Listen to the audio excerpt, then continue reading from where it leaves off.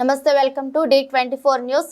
ఇటీవల కాకినాడలో శ్రీ శ్రీ శ్రీ గణపతి సచ్చిదానంద స్వామి దత్తపీఠం ఆధ్వర్యంలో నిర్వహించిన భగవద్గీత పోటీ పరీక్షల్లో ఏలేశ్వరం మండలం లింగంపర్తి గ్రామానికి చెందిన గంట రాంబాబు సుగుణ దంపతుల కుమారుడు రమేష్ సతీమణి లక్ష్మి గణచక్ర ఉమామహేశ్వరి అనే సుధా బంగారు పతాకం సాధించారు. ఈ సందర్భంగా పలువురికి ఆదర్శంగా నిలుస్తున్న వివేకానంద సేవా సమితి ట్రస్ట్ ఆధ్వర్యంలో ఆమెకు ఘన స్వాగతం చేశారు. ఈ కార్యక్రమంలో వివేకానంద సేవా సమితి ట్రస్ట్ సభ్యులతో పాటు జనసేన పార్టీ ప్రతిపాడు ఇన్ఛార్జి వరపుల తమ్మయ్య బాబు, గ్రామ పెద్దలు తల్లూరి గొల్లాజీరావు, పంతం పద్మనాభం, నల్లశెట్టి వీరబాబు, అడ్డూరి కోటేశ్వరరావు, మల్లేపాక నాగేంద్ర, కుర్రా గోవింద్ తదితరులు పాల్గొన్నారు. మానవ సేవ మాధవ సేవ అనేటువంటి దృక్పథంతో మరి ఈ రోజున ఈ సంస్థ ఏర్పాటు చేసి సుమారుగా 6-7 సంవత్సరాల నుంచి కూడా కష్టపడుతున్నటువంటి సంస్థ సభ్యుల గురించి మనం కూడా తెలుసుకుని మనం రేపొద్దున్న ఈ సంస్థ ద్వారా ఉత్తమ విద్యార్థులుగా అంటే ఈ యొక్క శిక్షణలో ఉత్తమంగా మీరు తయారై వెళ్తే మనకు ఉన్నటువంటి ఎంతో కొంత మనం కూడా ఈ సంస్థని అభివృద్ధి చెందే విధంగా 10 మంది మళ్ళీ మిగిలాంటి వాళ్ళు అభివృద్ధి చెంది బయటకు వచ్చే విధంగా సంస్థకు సంబంధించి మనం ఎంతో కొంత మనకు తోచింది డబ్బులు కూడా ఇవ్వాల్సినటువంటి బాధ్యత మీ మీద ఉంది, మా మీద ఉంది.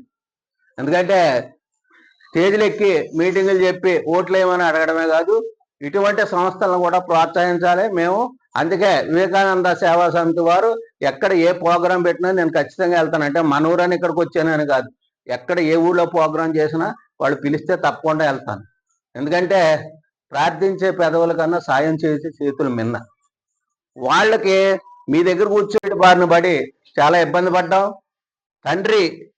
తండ్రికి కోవిడ్ వస్తే కొడుకు దగ్గరికి వెళ్ళలేనటువంటి స్థితి, కొడుక్కి కోవిడ్ వస్తే తండ్రి దగ్గరికి వెళ్ళలేనటువంటి స్థితి.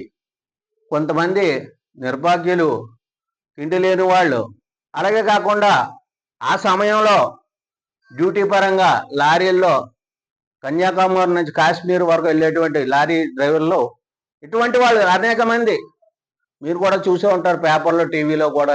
ఎక్కడో హైదరాబాద్ నుంచి శ్రీకాకుళం వరకు కాలినడకని నడిచి వెళ్ళిపోయారు ఇళ్ళకి. ఇటు ఇంక భరించలేక, అక్కడ ఉండలేక, తిండి లేక అటువంటి సోదరులందరికీ కూడా ఆపి వాళ్ళందరికీ భోజన సత్కారాలు చేసినటువంటి ఘనత వివేకానంద సేవా సమితిది.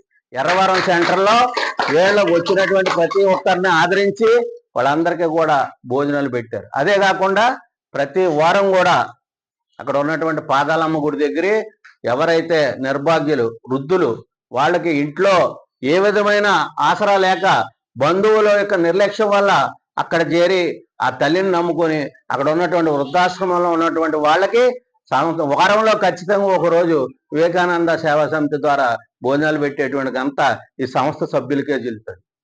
అలాగే ఇక్కడ ఉన్నటువంటి ఏలేశ్వరాన్ని ఉన్నటువంటి వాళ్ళ చిన్నారులు వాళ్ళని చూస్తే నాకు కూడా బాగా జాలేసింది. వాళ్ళకి కూడా వాళ్ళకు కూడా అన్నదానం చేసినటువంటి ఘనత వీళ్ళదే. అలాగే మన ప్రతిపాడు ఇంద్రమహల్లో మన కుష్ఠరోగులు ప్లస్ ఎయిడ్స్ బాధితుల పిల్లలు భోజనాలు సప్లై చేసి ఇచ్చేస్తా ఉన్నారు. తమ్మయ్య గారు వచ్చారంటే వాళ్ళకి గొప్ప. ఒకసారి ఆయన వచ్చాడంటే పలానా వాడు వచ్చారంటే మీరు కూడా నలుగురు తెలుసుకుని పోన్లే అని చెప్పేసి ఒక దాతగా మారి ఎంతో కొంత ఆ సంస్థలో వాళ్ళు ఖర్చు పెట్టే రూపాయలు మనం కూడా 10 పైసలు వేసాం అనుకోండి, మనకి కూడా పుణ్యఫలాలు దక్కుతాయి.